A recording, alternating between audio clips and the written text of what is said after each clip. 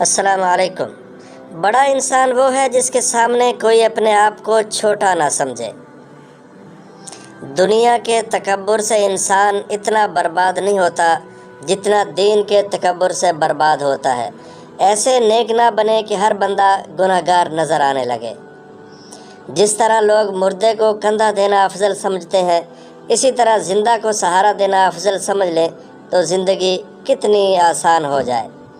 انسان کے جسم کا سب سے خوبصورت حصہ دل ہے، اگر یہی صاف نہ ہو تو چمکتا چہرہ کسی کام کا نہیں۔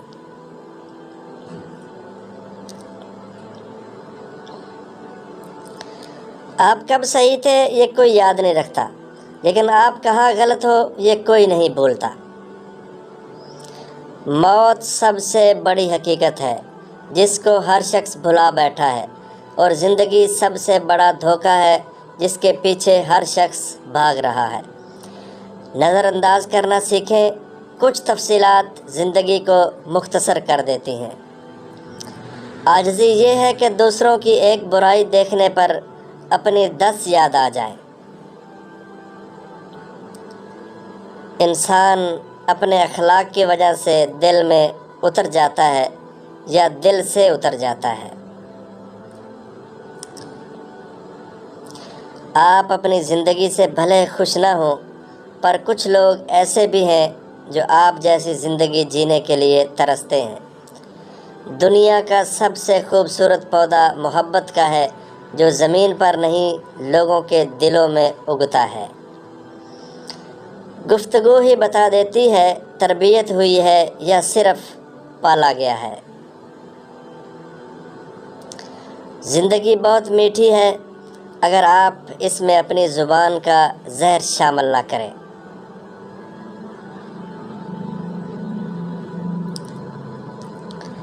اپنے ہاتھ سے کی ہوئی نیکی اور دوسرے سے سرزد ہونے والے گناہ کا تذکرہ کسی سے نہ کرو، یہ تمہارے کردار کا امتحان ہے۔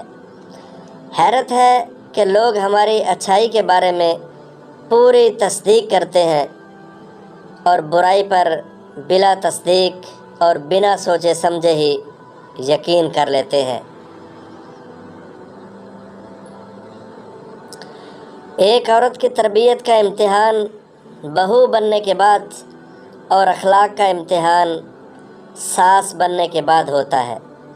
پریشان مت ہو، کچھ رشتے کرائے کے مکان کی طرح ہوتے ہیں، انہیں جتنا مرضی سجا لو، چمکا لو، دیکھ بھال کر لو، کبھی اپنے نہیں ہوتے۔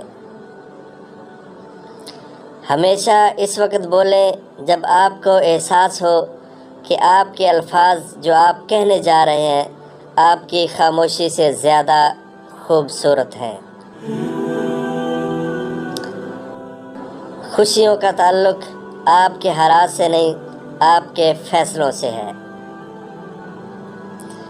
ایک پیارا سچ، جو انسان ہر وقت سب کی خوشی چاہتا ہے، سب کے بارے میں اچھا سوچتا ہے، سب کا خیال رکھتا ہے، وہی انسان زندگی میں ہمیشہ سب سے اکیلا رہ جاتا ہے۔ برائی کا تہذیب اور فیشن بن جانا کسی معاشرے کی بگاڑ کی آخری حد ہوتی ہے۔ گناہوں کی ایسی دیوار کھڑی نہ کریں جو آپ کو اللہ سے دور کر دے۔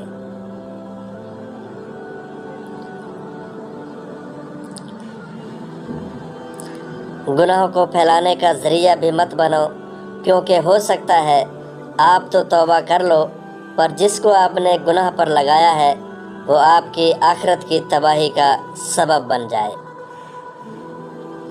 جو لوگ دوسروں کا جینا مشکل کرتے ہیں ان کا مرنا آسان نہیں ہوتا۔